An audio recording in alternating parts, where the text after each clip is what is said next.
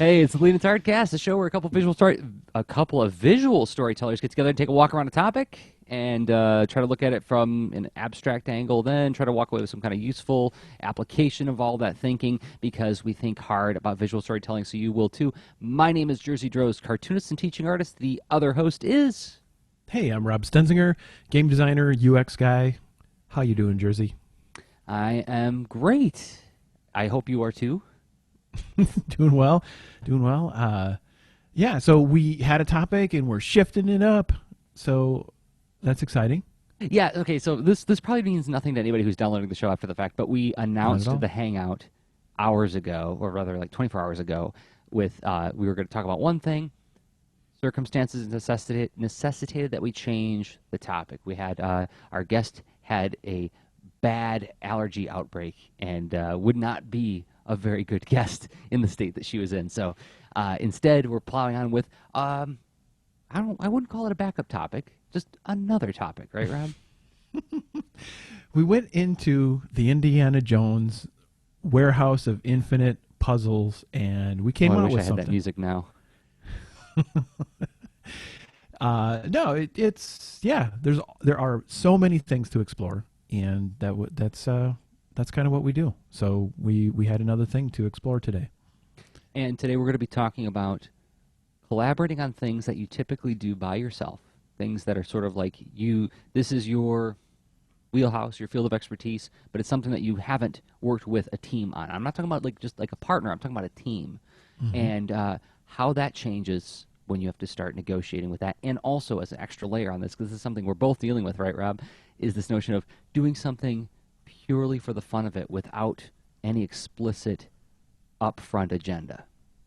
And how does that change how it is? Indeed. If that exists, but yes, looking forward to exploring that. Already Rob's countering my premise at the outset.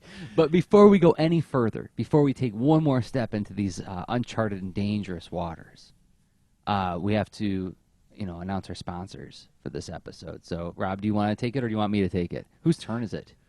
I think, Tag, you're it. It's me. Okay, well then, this show is brought to you by us. Yes, me and Rob. We are the people who make stuff, and we make this Lean Into Art thing in addition to the stuff that we make. And so, as for me, the thing that I would make a sponsorship message out of is Boulder and Fleet Adventures for Hire, which is a comic that I create at boulderandfleet.com. And it's the story of two best friends, a bear and a bird, who are sort of like freelance heroes. And freelance illustrators will probably read between the lines at some of the humor in the story. As a matter of fact, Brandon Dayton once reached out to me about the comic and said, I detect a lot of Polish humor, like humor about being Polish, and a lot of humor about being an artist. I'm like, oh, that's funny you should say that, because I am both of those things. But yes, it's action comedy whimsy, with lizard people, bears, with super strength, and mineral gals who like to eat precious metals. And you can read it in its entirety on Instagram or on Twitter or on boulderandfleet.com. Also, Rob makes a game called This Panda Needs You at this-panda.com. Is that showing up on the screen yet? Is it still Boulder and Fleet? It looks like it's still Boulder and Fleet on my end. Yeah, I think it is, but we use the URL. That's all right. Okay. I wanted to show people what it looks like, though. There it is. Okay, so This Panda Needs You is an iPad game. It's a physics puzzle game where there are these blocks very neatly, beautifully, symmetrically stacked. And as life is, all of the ordering that you do will encounter chaos and disorder. And this cloud comes down, blows the blocks down. Panda shows up. This won't do. We can't have a mess of blocks all over the place. We need to stack them again, and your job is to help the Panda stack. Rob made this thing soup to nuts. This is all him. All the sounds, all the music, all the designs, all of the coding is all him. So if you want the pure Rob Stenzinger gaming experience, this-panda.com. Or if you're looking to make something, if you don't want to just enjoy something, I'm going to point you at leanitart.com. If you click on the store link to go to books, Rob wrote a book on how to make games. So, let's say you're playing This Panda Needs You, and you're like, hey, this looks really cool. How do I do this? We're going to be talking about game design today. This is your ticket into playing games to teach you how to make games.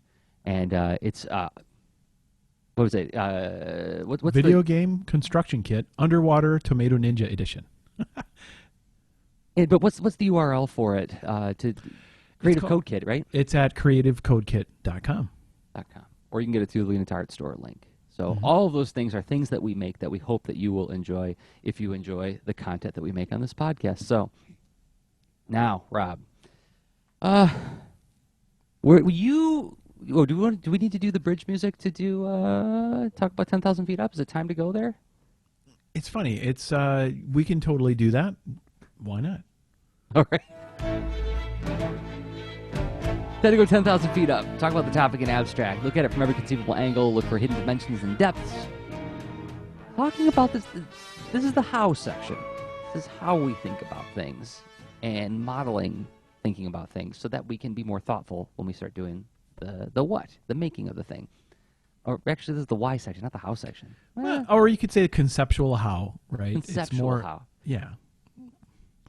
I like that. Yeah. You were posting some pictures online. I'll pull them up in a second, but I wonder if you could tell us about this thing that you went to called the Midwest Game Jam. Yeah, the Midwest Game Jam. It happened to be something I knew about after going to a different event 1 week prior called Gamers Rhapsody. And I've put a sort of a task on my radar about once a week or so. I try to look around for things that are sort of community that seems interesting to learn from or connect with or what have you. And it's a newish habit for me. And I ended up coming across this thing called Gamers Rhapsody. And it really emphasized, as far as in its presence, like the music angle of video games. And I thought, well, it's video games. And then it like described a little more detail that, there would be people demonstrating the games they make. Maybe there would be like maybe a game jam and that kind of stuff. A game jam is when people get together that maybe they knew each other before or maybe not, but then they sort of collaborate on a thing. It's a very not strictly music, very jazzy in a way, improvising, putting some stuff together. And anyway, there was that too. So I was like, you know what? I don't know what I don't know. Let's go. Let me see what this group's about. I ended up playing some games made by some local and nearby folks that came to that to demonstrate what they made, which totally reminded me and excited me of like, well, it's a lot like tabling with your comic. Yeah, where you make a thing, you set up a little presence, and you're there presenting and sharing that thing. Some folks had a little thing to sell besides it, but I think when it comes to the game developer angle on that tabling experience, there's a lot of interest in just generating awareness of what they made and seeing people interact with it. Where seeing people interact with your book is cool too. It's not the same as far as the amount of things you may encounter as far as the interaction and what sort of emerges from it, because your book probably won't like break or fall out of their hands in a weird way or just fly into the sky or something strange. That's true. Yes, you don't have to worry about like the reading experience completely unspooling, right? Yeah, it won't become like a 60s tripping video, right? Right. In other words, yeah, I mean, but in the interactions, surprising stuff happens, because when you make a piece of software, you have a tendency to sort of test it in the same route, to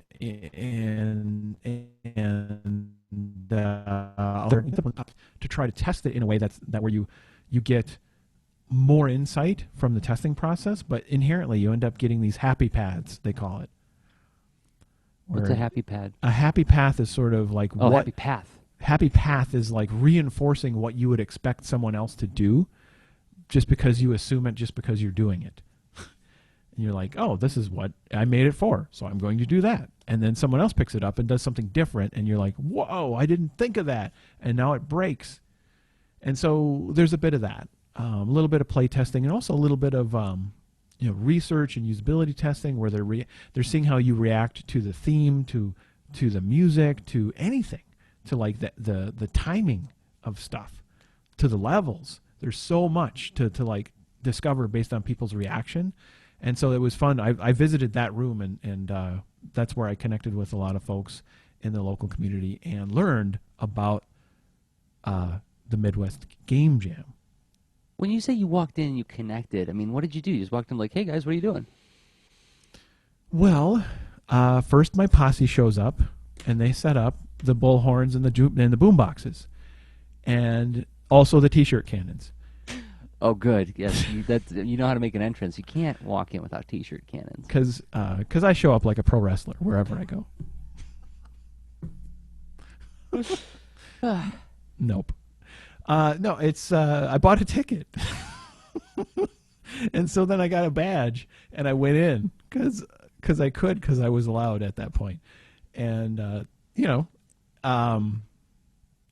it was one of those things where different rooms, but I'm like, I was unaware, like, what's this room for versus that room. But then I saw that room of people tabling with their games, and it looked just, oh, I get what's happening here, right? And that's where I went. So, I mean, I was just trying to like sort of like characterize like what that initial interaction was, because you didn't know these people beforehand, right? Not at all. Just registering for an event where you do that. It's like, oh, I have an interest. I want to learn a thing. Like Eventbrite is actually, so for as far as researching this and finding out that it existed, I was searching on that like weekly basis, using different keywords and whatever. Google, yeah, that's nice. Obviously they're pretty famous for searching, but like for an actual like community event, I was looking at primarily Eventbrite and Meetup. Okay. It seems to me like, I feel like we talked about this before about like one of your goals was to try to reach out to the broader communities in your area and using those tools and so this was putting that into practice. Yep. That's cool. And so you just walked to this group, you started a conversation with them, and then what happened? So I am going to, because I've been prattling, I'm going to just catch that and chuck it back at you and say, like, what's it like when you walk into a new comic convention? Yeah. Well, I mean, that's just it. It's like, this is something we talked about before. Like this creative endeavors, many, not all, but a lot of them tend to be attractive to people who are shy or introverted or maybe not that outgoing, right? And so it can be daunting when you go into these places and having a good time. At least it appears that way, right? Everybody's behind the tables, they're all talking, they're all chatting, everybody seems to be at ease there, right? Yeah.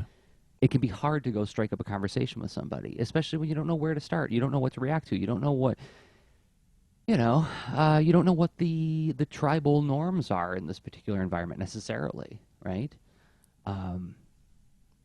So yeah, it can be daunting to start that conversation up. But I mean, after you've made a few things, I'm guessing. I mean, it's this way for me. I'm guessing it's this way for you, Rob. After you've made a few things and been to a couple different kinds of events like this, you know where to strike up that conversation. You know to say like, "Hey, I see something happening here. Could you tell me more about that?" Right? 100% for sure. Like I could tell that there were some folks already sort of having a session, with other folks that had showed up, and that they were in the midst of that, like a really in-depth conversation. So I didn't worry about checking out their game. It looked interesting, but I was like, oh, okay. I took a snapshot of their banner where I'm like, yeah, cool. I'm going to check that out later. And but other folks had that sort of hey, I'm interested, and I'm curious, like, what brings you here, and do you want to see what I made? And that I am very familiar with that stance and look. Yeah. You know, it being on the other side of the table at different times. So it really makes it easy to that sort of practicing in either community. Like the needs and the circumstance. There's so many dynamics that are very similar, where you have people that made stuff and people who do make stuff but are curious to connect with other people who make stuff, and also people who want to learn to make stuff, and also people that just want to get the stuff that people make. Right. And this is an environment constructed for those interactions to happen. And sometimes Yeah. it's easy to forget that. Right. So, okay. But so when did you start talking with these folks who you wound up working with? It really interesting coincidence. The first person that I was chatting with ended up being someone who I ran into at Midwest Game Jam. Oh, funny. Yeah, exactly. So yeah, so this is weird. So stepping back, I had pretty significant interest in this sort of community and thing, but I either didn't do a great job looking for it, or it wasn't as robust when I was looking for it at right around like 2004, 2005, right? So let's say like, basically 10 years ago, 11 Yeah. years ago. And somewhere in between, it popped up. And from what I can tell, it's roughly this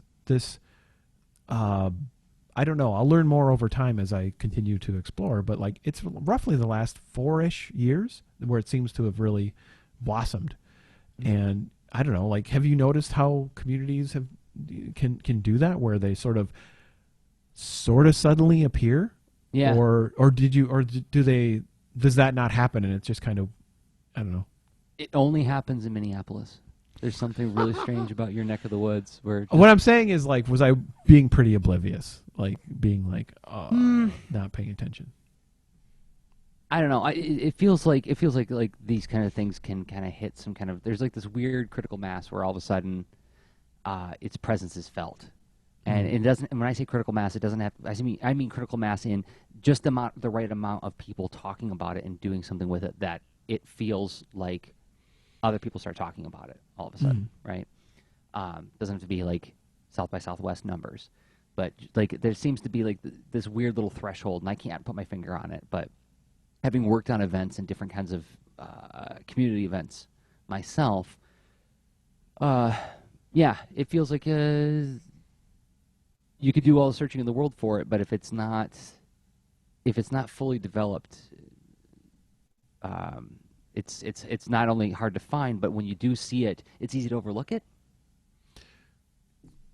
Yeah, and I do think that there's the amount of investment as far as how much I wanted to find it, right? So I'm not trying to put the blame on that community where like I really, really wanted to find it. And so, yeah, so that what ended up, so you asked like sort of, is that how I ended up working with some folks at the Midwest Game Jam? I went to the Midwest Game Jam not really anticipating working with anybody. I assumed it would be, another dipping a toe in kind of thing, and seeing like who's around and who seems to share that kind of maybe collaborative vibe, but that would be pursued at another time or whatever, right? Nothing like high pressure or urgent on my part, but curious and wanting to learn. And I would credit like my ending up actually assisting a little bit was during the sign up at the table. Like, well, it's an event. You go to a table, you register. Hi, I'm here. I signed up previously. Here's my, they find your name, whatever. You put you make a little badge for yourself. You're drawing, and all of a sudden, as I was registering, one of the organizers handed me like, well, hey, okay, so are you registering as a coder, as an artist, as a designer, or a musician? I was like, whoa, wait a minute. What am I registering as? because I'm all for, whatever. Cue pro wrestling music. Anyway, I'm like, well, you know what? I kind of don't want to sign up as a coder because that's an interesting, wonderful realm. I love that world. Clearly, I am part of that world, but like, I wanted to not make this day about that, And because a lot of times coding comes with beliefs, comes with platforms, comes with so many ingrained things. It's almost like if you walked up like if it were like a similarly facilitated comics convention or comics jam thing, like semi-formal compared to other jams that I've experienced, you would register as whatever, and then you'd be like, well, you know what, I'm a thumbnailer, right?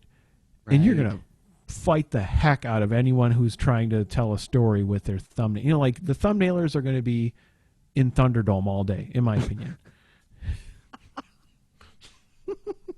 Maybe. Could you get two thumbnailers with a deep opinion and whatever? Oh my God, are you kidding me? Yeah. Gad. Okay. Yeah, no. This is like, yeah, I've had very heated discussions about layout. Yeah, exactly. So I was like, yeah, I'm in mellow, curious mode. I don't want to be in Thunderdome today. Let's not worry about that. And that's my baggage, right? That's not onto because honestly, I didn't run into anyone who seemed to be that nature. But you're not saying that all coders are jerks. Is that what you're not saying? I'm not saying that either. No. Yeah, but there's a I didn't want to deal with platform opinions. Well, I just want to back up a little bit and talk about this as a design constraint on the event, because I think that's actually fascinating. Is like, why put that declaration at the outset, right? Like they're really asking you to say like, what are you here for? And when you say I'm only one, like if I had to say like, okay, I'm going to be a cartoonist, I'm going to be a teaching artist, say, boy, does that sort of like I don't want to say limit, but it streamlines my approach to engaging with the thing, right? I'm here engaging as a teaching artist. I'm here engaging as a cartoonist, right? So I'm wondering, like, did you notice any specific benefit to that limitation, or was there any friction in your mind? Like, put yourself in the shoes of the facilitator, right? So the facilitator of like, well, the Game Jam event exists to help create awareness that people in this area can make things that we're jamming on. And so you want people to complete things. Yeah. Right? I would imagine, right? Yeah. I haven't facilitated this event, but I'm guessing that in a way they're inviting you further in their conversion funnel where they're like, you know what are you committing to? Give me some commitment here. Right? You signed up, you're here, great. You know what? Taking up space, not the worst thing, but what are you going to do when you're here? And what are you going to do as it pertains to your relationship to others here? Because that's actually really nice. That's very clear. Yeah, that's my guess, right? Where it helps pull you along, and because maybe you're not the most, hey, here's my business card, and here's what I do, and my LinkedIn, and whatever. It's maybe you're laid back, and maybe you're not going to be that out there. They're trying to put you out there just enough, and it freaking worked. That's the surprising thing. Where I'm like, I went there with. I wanted to experience the environment. I wanted to explore with the curiosity. What kind of folks? What are they working on? And who's here? I don't know. This is neat. I'm happy. This is really cool. Curious guy, right? And then when in and out of curious mode, I wanted to finish this little piece of open source code that I've been working on that pertains to games called a behavior tree, and it's a little library in Python, right? And that's a whole so a behavior tree is essentially a strategy for trying to implement artificial intelligence in a game. Not that grandiose. It's just saying it's like think of the characters in a game as like your employees, and you're trying to give them a useful to-do list, right? That's what the behavior tree would help you accomplish in code. Okay. Anyway, I'm like, I want to finish this thing, and this gives me some time isolated you know, away from house and house concerns and whatever. Cool. And as I sit down to like work on that, a gentleman I ran into at Gamers Rhapsody, Charlie McGarren, who's a musician, really accomplished, like very skilled musician, in contrast to myself. But he is like, hey, because he looked at my badge and he's like, this little spark in his eye, and he's like, hey, you signed up as a musician. I'm like, yes. And he's like, you know what? I have a lot of time constraints on me today. I can finish this one song, but do you want to help us out on this project? Because I know we need more than this one song. I was like, what? Okay. And that was it. All of a sudden, boom, I was helping out on a team. So that was the journey from one event to the next, and like how I went from like just an intentional signee, right, or a attendee, right, to like, oh, whoop, I've recruited and now I'm helping. So you made yourself available. Yeah. You made yourself available, and you engaged with people without agenda, which led to opportunities for you to participate. Yeah, exactly. And it wasn't, just on my own doing. It was an understanding of that group, that this is part of coming into this event, and so it's looked for, right? Okay, so you're making music for this thing. Mm-hmm. Could you characterize how that felt? Because you weren't at the ground floor on this thing, right? You're kind of being brought in midstream. This isn't your baby. And they're like, hey, can you help us out with some music here? And by the way, did you bring like your rig? Did you bring your stack and your amp and your flying V to this thing? That's an issue for me. I don't have a flying V. I want to become flying V empowered at some point. But I don't have a flying V. But I do have a mighty fine instrument. I call it my +2 guitar.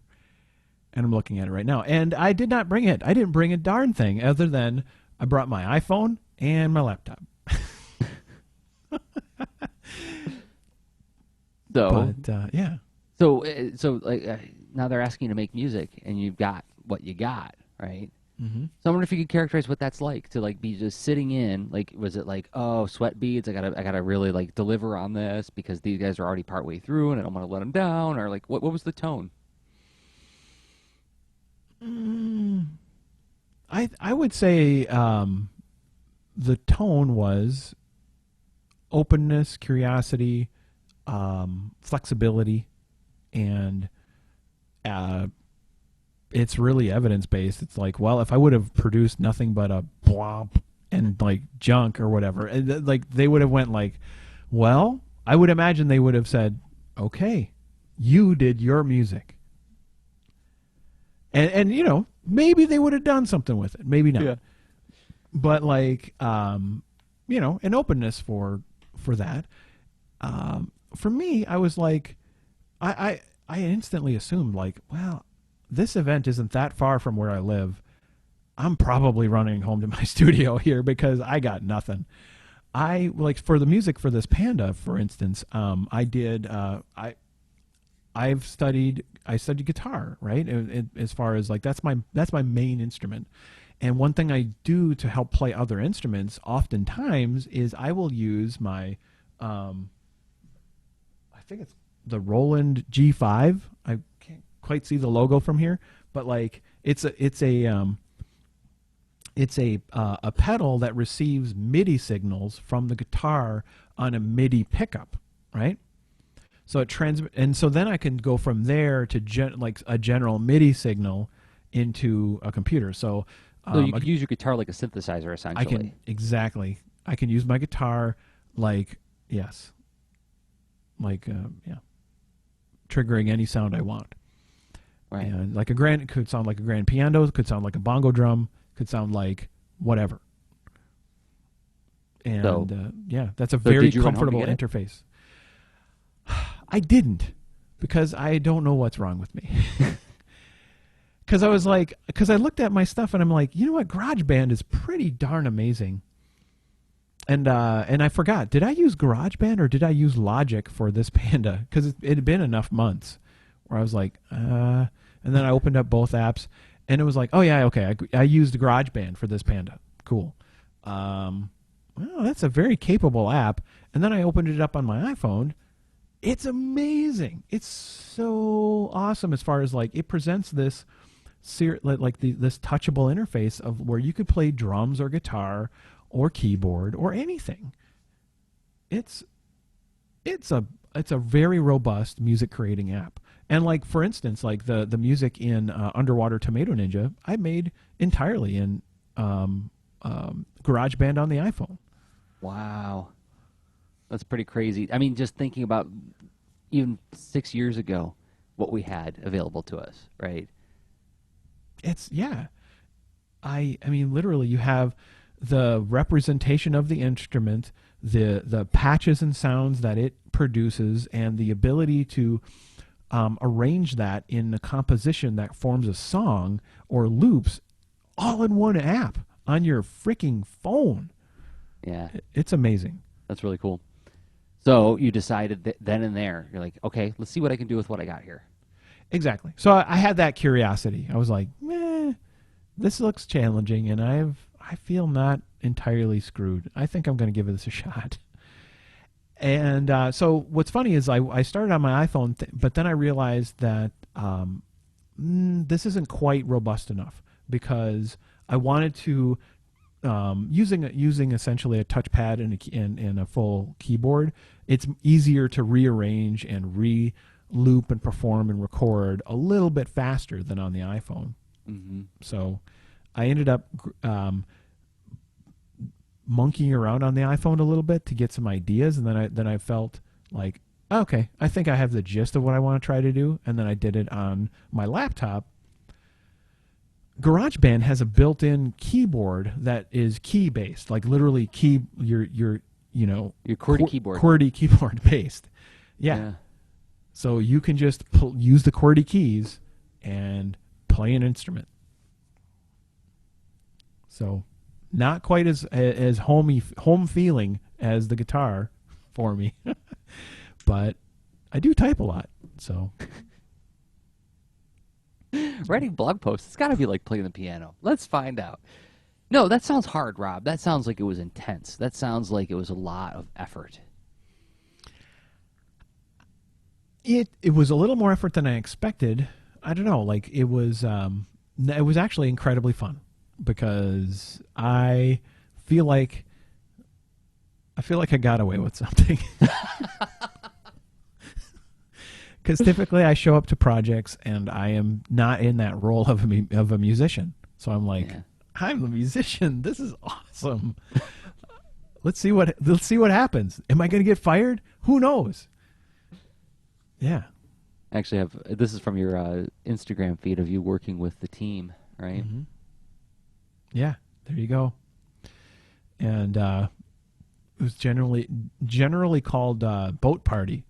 Because they knew it was going to be multiplayer. They knew it was going to be boats and racing of some sort. And it had and so the whole idea morphed. I mean, the concept didn't exist at the beginning of one 24-hour period. And then at the end of it, it was a finished game. Wow, that's awesome. And here's the game, right? Pirates 64.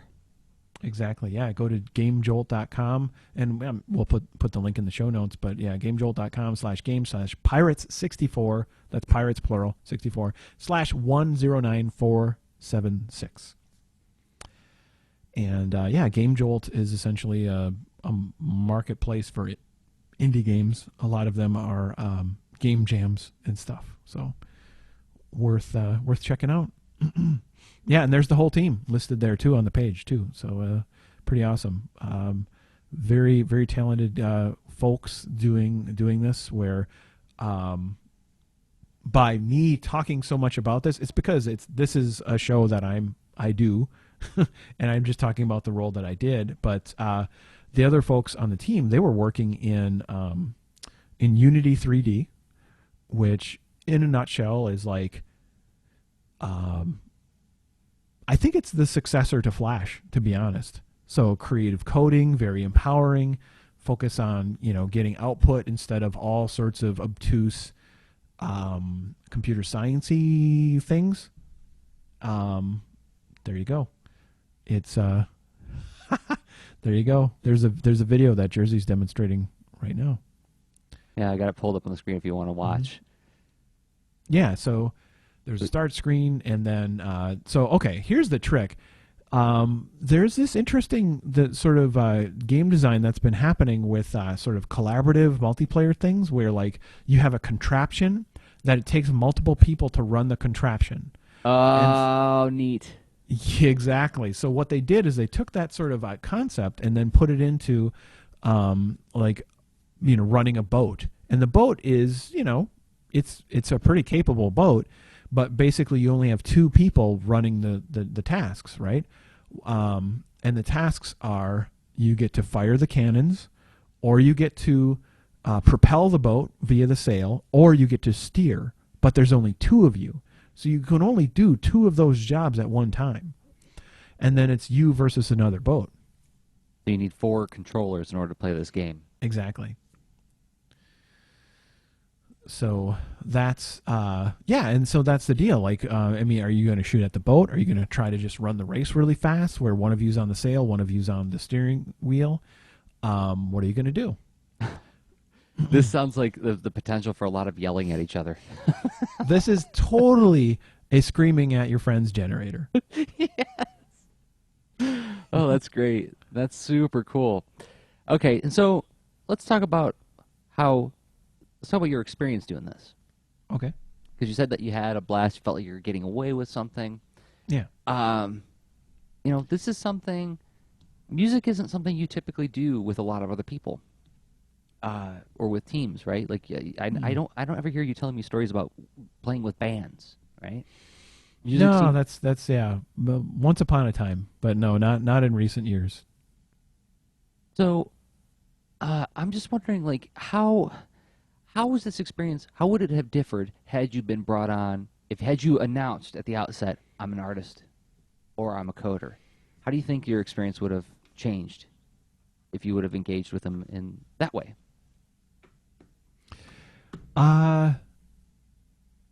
Let's see. So the coder would come with a lot of I don't know what to call it. You could call it baggage, you could call it concerns, you could call it biases, you could call it experience. That it's in order for me to produce a game rapidly right now, I would probably need to do that with the tools that I've been using mostly, right? So like this Panda, it was built on the Phaser.js, JavaScript, HTML5 sort of stack.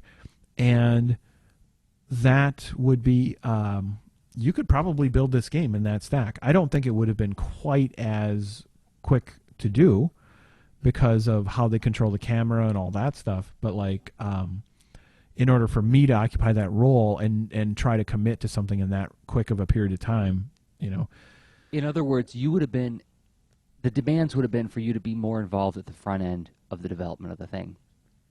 Instead of being brought 100%, in. Yeah. Instead of being like, well, we're already midstream on this thing. Can you join in and jam with us? It's less likely that would happen. And yeah, absolutely. Artists would have been more flexible. Assets would have been developed fairly early on, comparatively speaking, right? They were in progress for many hours. Oh, were they? Okay. Yeah, and so there was some placeholder, and there was I guess that is something you can kind of yeah. drop in and out based on like the way it's behaving on the screen, right? Mm-hmm. But then I just wonder, like, it sounds like this group was also, like you said, like it was very open, and it was very collaborative from the outside. I'm not hearing anything about any kind of queen bee in this group, or Pope of Chili Town kind of thing going on, where it's like, this is my project, my way or the highway, right?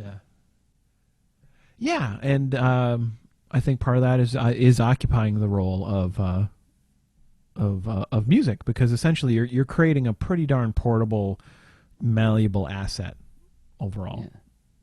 That, I suppose, yeah. Yeah, I mean, it's like, I mean, critiquing what I made, like I was playing it playing it the next day, and also playing it. You know, I shared it with some folks you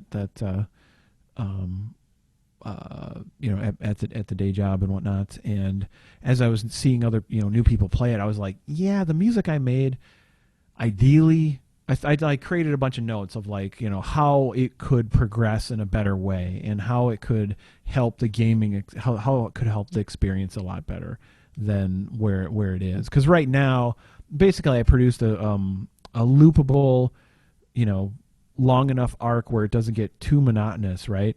That is, it's a little bit too aggressive to start, right? It's almost like you would want to ramp up to that. But I'm like, hey, you know, let's get manic right away. And Yeah, and I having seen the gameplay, I could see how you would make that adjustment. So I feel like we're about ready to do our transition over to talking about, like, what happens when you start collaborating on something just purely for the fun of it. We told the story of how you got there, and I wonder if like we can spend a little bit of time talking, like, characterizing that kind of experience of what it's like teaming up with other people and just having a good time, and what you take away from that, and what I take away from some of my own experiences recently doing the same thing. exactly. Yeah. Because, yeah, there's a project that I think we'll be talking about that you recently started as well. That is right, and I've been wrestling with the strangely comfortable and yet uncomfortable realm of just doing something in the spirit of play and purely for play. But before we go into that, we have to thank our patrons on Patreon. So let me pull that up. And yes, patreon.com/leanintoart. We play with lots of different ways to, make this project sustainable. And one of the ways we do it is by running a Patreon campaign. And lots of wonderful people have been showing up and contributing and supporting us there. And we wanted to take this time to call out some of our top 5 supporters for this episode with their Twitter handles. So you can follow along and you guys can get to know each other a little bit better. First up is Owen Jolins, comic colorist on Twitter. That's COMICCOLORIST on Twitter. He is a professional comic book colorist, and he's been participating in the Art Sound Off Challenge. Nick Alott, it's at Nick J. Alott, who is always contributing thoughtful and wonderful things on the Patreon page, helping us out whenever we have a question about things like Manga Studio. Dave Roman, good buddy of mine. Dave Roman, Yay Time on Twitter. He does a fabulous comic called Star Bunny Inc. It's at starbunny.net. Everybody should go read it twice. It's one of my favorite comics in the whole world. Angela Mitchell, I've been having some nice conversations with her in the Patreon feed recently. Angela, I still don't have a Twitter account for you. If you have one, let me know, and I would be happy to call it out on one of the future episodes. But you can at least see Angela's comments on the Patreon feed whenever we're posting episodes. And then Becky Hilburn. Becky Hilburn is Natto Soup, and she has a YouTube channel where she interviews comics creators, and she does webcomics of her own. You can find it all by going to twitter.com/Natto Soup. Your support means a lot to us, everybody. Thank you so much for believing in what we do and contributing to making this thing a more sustainable project.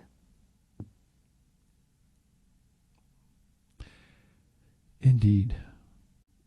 Thank you very much. So, okay, time to go on the ground, I guess, or at least into the second half of the show, right? And start talking about how do things change when you start making things for fun? Can I frame this up a little bit, or attempt to, and you can correct me if I'm off course, if I'm steering the boat. We're the two characters on the boat right now. I'm busy with the cannons.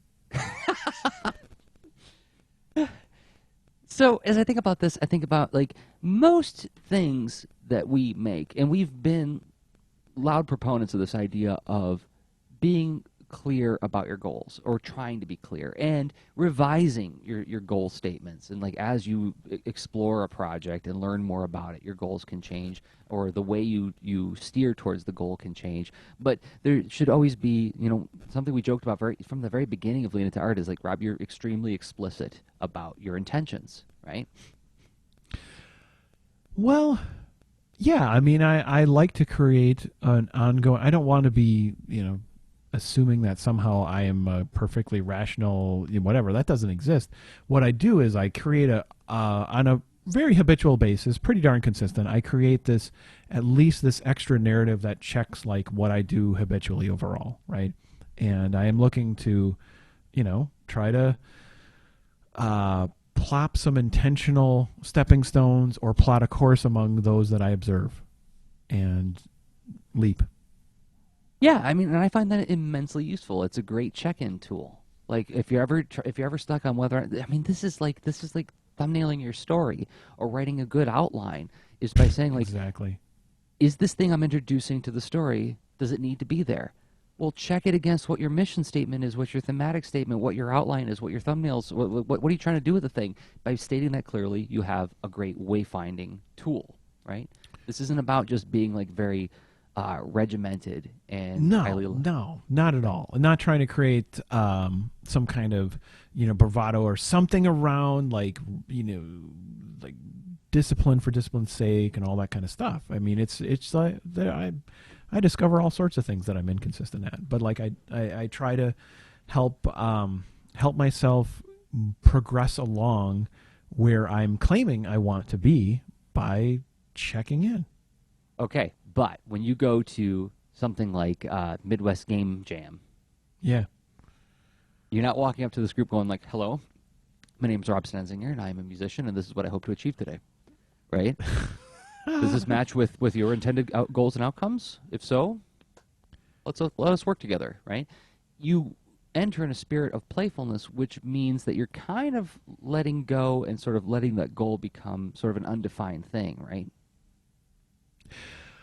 I think that it's about playing multiple goal cards at the same time. All right, explain. That's so interesting. Yeah, so to me, it's there's definitely a lot of mystery, and there's definitely like I may have held 3 cards, but I didn't recognize there's a 4th one or a 10th one, but I'll at least try with some ideas of possibilities, and it's almost like multiplayer choose your own adventure, where I think I have the opportunity to think like, what do I want to claim on this when I'm being asked like, well, what roles do I want to possibly play? And then I'm like, well, I actually don't want to code. And part of it, and I'm like, and I'm like, why am I conflicted about that? And then at this impish thought is like, haha, so what? Just don't do it. And then see what happens, right? And so the claim of those things and then see what happens. And so I've essentially played 3 cards where I'm like, well, and I actually have a 4th one. The 4th one is like, I kind of want to work on my behavioral tree thing in this environment and see what I learn just by hanging out and once in a while walking around going, so what you doing?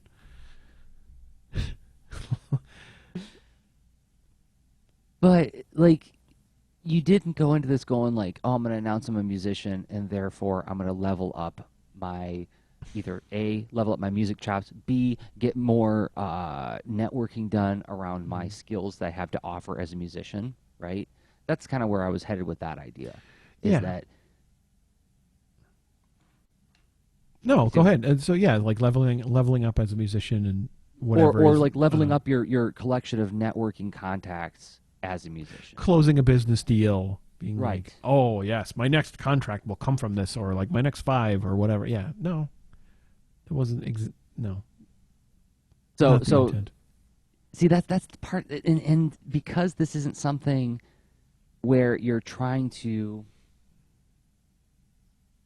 It's like I'm trying to find a way to go at this delicately. Like when I go to conventions, when I go to like ALA or something, there is sort of an explicit and very intentional sort of networking going on where I'm trying to get more librarians in the world to identify me as a cartoonist who makes stuff for their constituency, right? Mm-hmm. Yeah. I want to meet them. I want to engage with them. I want them to see how excited and charming I can be so that they'll invite me to come do workshops and events at their library and buy lots of my books, right? Mm-hmm. Yes, I'm there to have fun, but I'm also that part is baked in. There's like an outcome I'm looking for, right? There's like some kind of return on investment, right? Mm-hmm. Yeah, business ball, yes. Did I use a dirty word when I said No, I, business I, ball. I mean, that's honestly how I characterize that. Where like sometimes you're here to play business ball, Yeah. and sometimes you just want to play fun ball, Okay. and Thank you. can completely overlap. And some events have that where it's just a matter of like the players are the ones and their maps and their sort of how they see the thing is just, again, the whole multiplayer choose your own adventure. Some of them are like, yeah, this is business ball. And I just showed up was like, it's fun ball today, you know. So I wasn't as worried about that kind of outcome. Yet in general, I think it's healthy and useful to think about those things as well. Yet I had like in the service of trying to get additional perspective, explore, seeking, newness and variety, I purposefully set that aside because to me, business ball infers that you have enough of the whole situation mapped out where you can seek a series of opportunities and intentionally navigate toward that close a deal outcome. Because if you can't intentionally navigate toward a deal outcome, yet you're trying to close a deal, you probably aren't coming off as necessarily deal close worthy. I would guess. Okay, well, there you just defined it. I think very nicely and very succinctly. That took a lot less time than I thought. It's High like five. it's like I've been thinking about this whole idea of like how does something change when you start doing it for fun? Because like so this is where throwing my example. And we don't have to spend a whole lot of time on it, but so I've been working on this new project called the Galaxy of Super Adventure with my friends Zach Giolongo and Ben Hadke. And it was just something where we were checking in with each other every once in a while on Skype and just like sort of talking about our days while we were drawing. And we were like, hey, why don't we just start recording these a little bit and see what happens? And But wait though. So hold on. Don't you're on a summarization light cycle and you're going pew. And hold on because this is a very different perspective though. So like for me, I was showing up to a community that I don't have any current friends in, right? Right. And so you're talking about a community that you have friends in, and there's these particular ones where all of a sudden this spark to do a thing, right, happens. Yeah. Like, tell me, like, so there's a time before the spark, or is there a time before the spark? Or is it always like, maybe we'll do a thing, and you don't know? How does that spark come about? Yeah, that spark. How does that come along? Yeah, that spark was not there in the beginning. It was just us just checking in and talking before that. And there was, and see, this is where it's like a little complicated because I have my own channels. I have things like Fabulous Secrets, Comics Are Great, and these other sort of like dormant projects, audio projects. They're always there to put that stuff in. Like it's like if Zach and I suddenly like we hit on a really interesting topic, like hey, we should take that to Comics Are Great. Boom, we got it. Or hey, we could bring it to Lena Tart. We've got it. So that it didn't like, but there's a difference between that and saying like we should do an entirely new thing together, right? And this new thing should have a completely different character. Yeah. Right? What would this unique new thing be? And the part where it got weird is, and if anybody's listened to it, the way I characterize it is, it's sort of like storytelling discussions as an excuse to have an audio puppet show, right? Like it's not like it's not a discussion show punctuated with puppets. It's more like what we really want to do is a puppet show. And that came out of it, or so was that part of the conceit where you started out with? It was an early conceit. It was an early conceit, but it was never intended, at least from my perspective, it was never intended to become that much of the show. It was going to be like this cute little backdrop kind of thing. But then one of us at some point, I forget who, said like, this is kind of turning into Pee-wee's Playhouse, but where we talk about comics in between the skits. And and now, because this is something I'm doing just for fun, and we've all sat down and had a very earnest and open discussion, and we have a constant check-in on this, on like, what do we hope to do? What's our motivation? Why are we doing this, right? And the earliest check-in on that was, let's just do this for fun. Let's do this to have just a lot of fun making a new thing for the pure joy of making something, and not be thinking about a product cycle, not be thinking about like a conversion funnel. Let's just make something neat, and if something happens with it, great. But if not, we're just joyously creating together. It's the garage band we're just checking in, really showing up on Sundays and having like a jam session together, right? Which, I mean, there were certain design constraints we set up early on so as not to let that run away from us, because then, you know, like certain like little edicts, like prep is the enemy. Let's not spend a whole lot of time prepping for this thing, because if we start turning this into a lot of like 4 or 5 hours of the work beforehand, we're not making for fun anymore. Now we're planning a thing, and then we better figure out a business model for it. But if we're doing it for fun, then it should be just show up and play. But the way that changes is that when you're just playing, I almost feel like it opens it up even more for... I don't feel like I have any control over this thing. I guess that's the big difference, is like I'm sort of like, we're all rolling with everything and we're all improvising all the time, and because we don't have an intended explicit service to provide, I don't feel like anything's off the table, which means that it can be very wild and fun, but also be like, oh my God, am I really going to be doing a funny voice? Stuff like that, like things where it's stuff I feel capable of, but it's not something where I wouldn't show up to a comic conference and say like, hi, I'm here as a voice actor.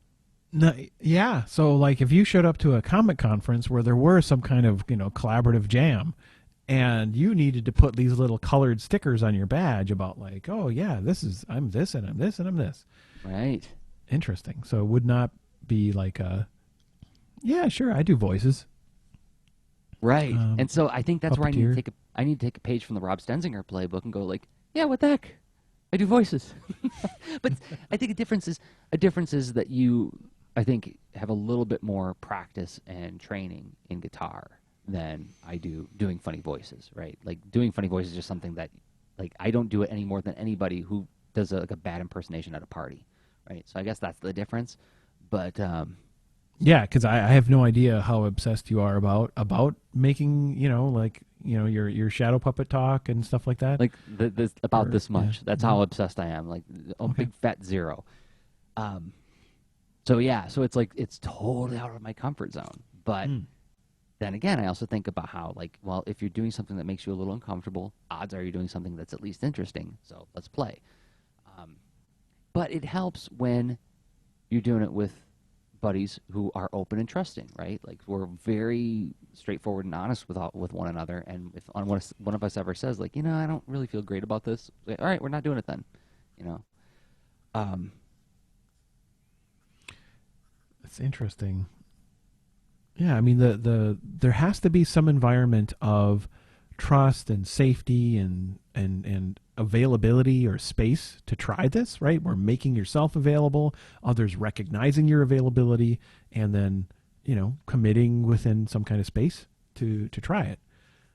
Yeah. And then I think the nature of that, like we're coming at it from two pretty different angles, because you're talking about an ongoing thing generated from people who had a connection where like the creative endeavor, well, yeah, it is for fun, yet it emerged out of that sort of camaraderie and shared something, right? Mm-hmm. Whereas the other one was more of like, well, this is an event to create a safe space to try this stuff, and people who are compatible with that showed up to that. So it's a little more of a matchmaking thing that happened in my case. True. And, yeah. But it's interesting that, yeah, both can lead to that same sort of thing where, like, you could all be just doing it for fun, where there's safety in the whole idea that no matter what, no matter how good this goes, no matter how bad this goes, it's over in 24 hours. True. In the case of the game jam. That is very true. Okay, that is an important distinction. But a similarity that I was detecting as well, though, is this is why I was so interested in that notion of having to declare your function upon entering, right? You can't enter unless you declare a function. And I've always loved that. Like, that's one of the things I loved about, like, Transformers file cards. They would always say, like, what their primary function is. And on the G.I. Joe file cards, they say primary military specialty, secondary military specialty. And I just love this idea of, like, this is what you're kind of built for, and you can move beyond that, but, like, this is, like, what you're sort of optimized for, right? That's a very appealing idea to a kid, at least to this kid. So I have a definition of what my function is, right? I'm a cartoonist and I'm a teaching artist. I tell stories and I talk about stories in a way that hopefully is useful to some people. That's my agenda. I show up and like, okay, I'm going to think about this really hard and hopefully it'll be of some use to somebody, right? Mm-hmm. When I show up to a thing and it's like, no, now your function is to be entertaining. Like, ha! I know in the cartooning world I can pull that off. And I know in some ways I can be in the teaching world, but never without the teaching element to it, right? So that's all I'm getting at is like... You always have a service parachute where it's like, well, a positive outcome of this could be conveying this information and verifying that it seems to have been conveyed well, right? Right. So versus did you laugh? Did you have fun? Sure. Yeah. Yeah. And so all I was pointing at is that like when you enter into something in a spirit of play and you find yourself performing a primary function that isn't one that you normally present yourself to the outside world with, it gets interesting. Is all I was really driving at. Yeah, totally. In a way, it was freeing, because I chose to see it as that, where I was curious. I figured, like, if I ran home, because that was like my backup, where I'm like, yeah, I can level up pretty fast if I go get my primary tools, right? It's like, like characters in a story, you leave your primary capability behind. Can you survive or whatever, right? I mean, if Transformers, like, there's got to be an example of that, right? Where someone's left behind their, gun or trailer or whatever. Oh yeah, yeah. And so yeah, I was curious, like, well, can I make do without that? Maybe that's a crutch or whatever, and it didn't seem to be strictly required for the output that seemed like it would be of use. So yeah, it was worth giving a shot. I think that's great, Rob. I mean, even if nobody else got anything from this, I got something from this. Okay. Because it's like I think what I need to do is leave my guitar at home and allow myself to have more fun with it. Mm-hmm. Right. Sure. Yeah. Still be a musician, independent of the tool. Right, and then you can still be a storyteller independent of the tools with which you typically use. Yeah. That's great. All right, well, I think we walked around it, buddy. Yeah, I think that's a result right there. Nice. I signed up as podcaster at this event. And instead, I became a listener. Mm-hmm. I will subscribe to your show, Rob. Okay. I think we can, in about a minute and some odd seconds, we will talk about like our final thoughts on this whole thing. Like we'll walk away with like, okay, where do we see this whole pursuit of fun things going and working with teams going? But before we go there, I do want to say one more time that actually I don't have the screen pulled up for it. Well, so we'll just describe it. If you found the show interesting, if you like the kind of stuff we do, if you believe in the stuff that we do, we hope that you will go to iTunes, give the show a star review. You don't even have to write a full review, but just however many stars you think the show earned in your eyes, that helps more people find the show. If you're watching this on YouTube, giving the video a thumbs up or subscribing to the channel is a great way to help more people. Well, it helps the show in that it raises our rankings, makes us more higher in the search rankings. YouTube is a very popular search engine, so that helps more people find the show. And then besides that, following us on Twitter, following Rob Stenzinger on Twitter, me, Jerzy on Twitter. Anything else that we would ask them to do to help the show, Rob? Well, certainly head out and support our Patreon if you're feeling that much supportive, because of course your investment actually helps us continue doing this, and it's a great way to show that like an extra oomph behind your vote if you are in a comfortable place to do that. And actually, this month is Art Sound Off. Yeah, no doubt. So Art Sound Off, you will see a whole bunch of extra podcasts on the Lean Into Art Patreon feed. In addition, we are sort of waving the flag and holding up a banner for others to join us in this sort of reflective podcasting exercise, looking at your day and what you make, and gaining further insight by examining it and analyzing and sharing it via audio, because podcasting is awesome, reflecting is awesome. So that's what the Art Sound Off Challenge is about. And to learn more about it, you can head to artsoundoff.com and get the whole deal, where there's 30 prompts. Maybe you're starting on day 29 of November. You're welcome to do that, and you could pick any prompt you want, or you could just keep it going. Either way, we're not. There's no gates to this, but the main deal is November of any year. So it's been going for 2 years strong so far, and it's a lot of fun. So check out the hashtag ArtSoundOff on Twitter, and you'll see others who've participated in this as well, and get to invite them in along in your commutes or your art days or what have you. All right. So with that, it's time for closing thoughts. Time for what do you think is? I guess this is the question I wanted to level at you. As you engage with more of this kind of stuff, if you decide to, where do you see these kinds of collaborations leading?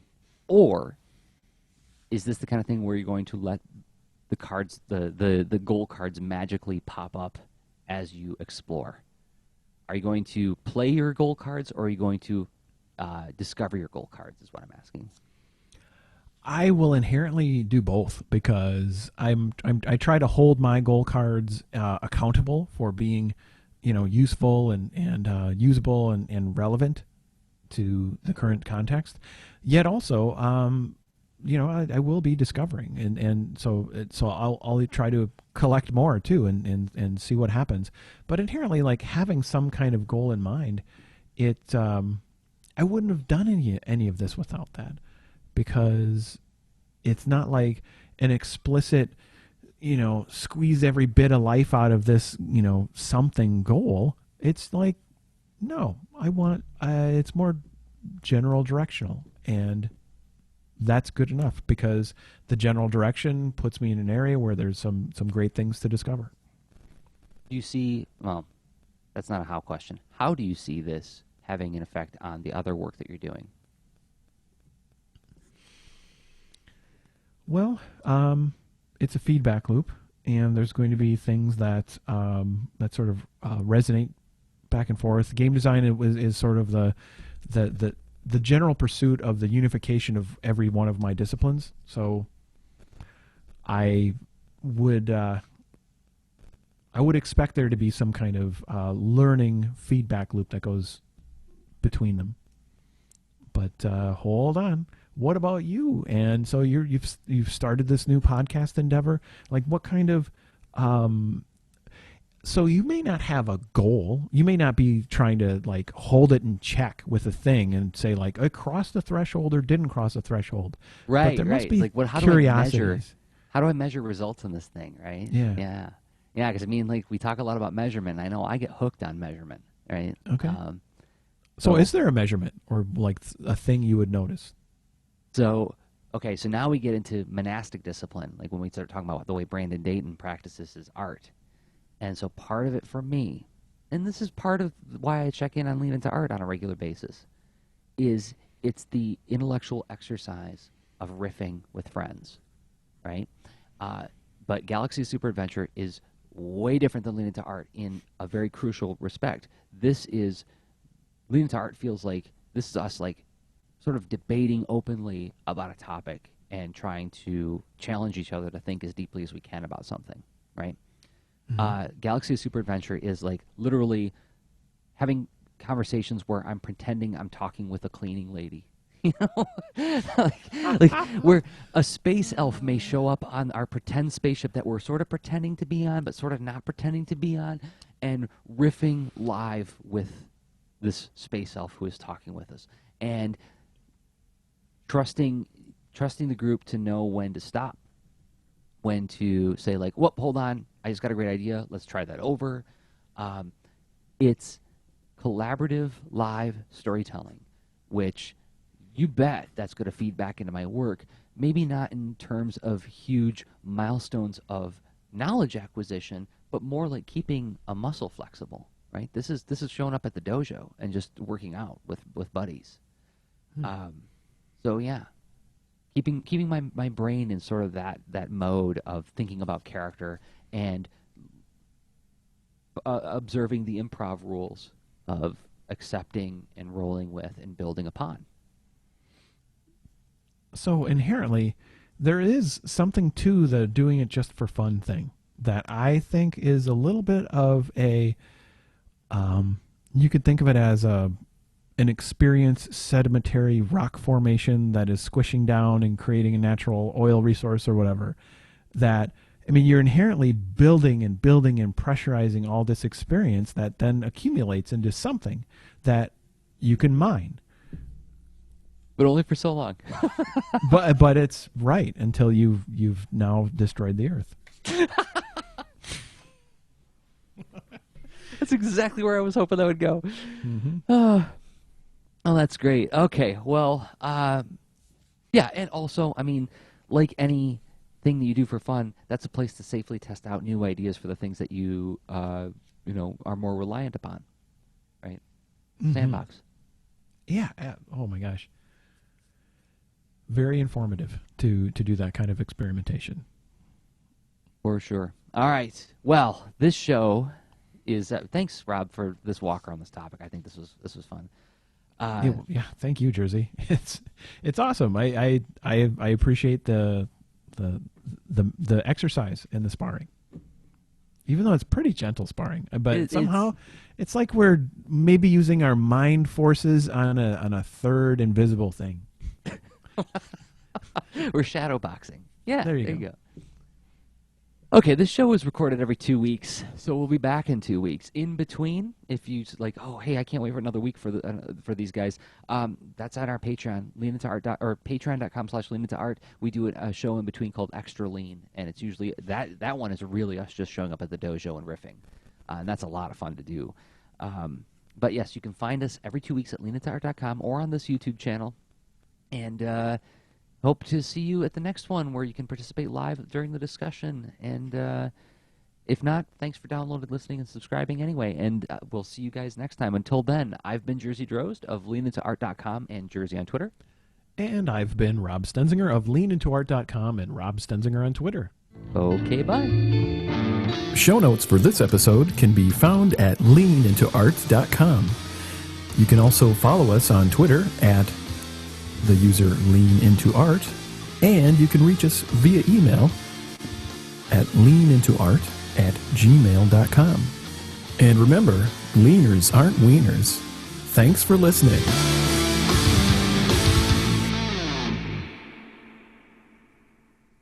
All right, Shadowing Tronics had a comment that I missed before we finished the show. I'll just leave it here for the video. Let me turn off my overlay. Your Transformers example of leaving something behind and not having the power to do the thing. Optimus not having the Matrix and lacking the knowledge to stop the hate plague. That was in The Return of Optimus Prime. Oh. A good one. Good example. Without the accumulated wisdom of the Matrix of Leadership, I don't have the wisdom to stop the hate plague, because the only thing that can stop the hate plague is knowledge. Excellent example. All right. Thanks, everybody, for downloading and watching. Thank you. Good night.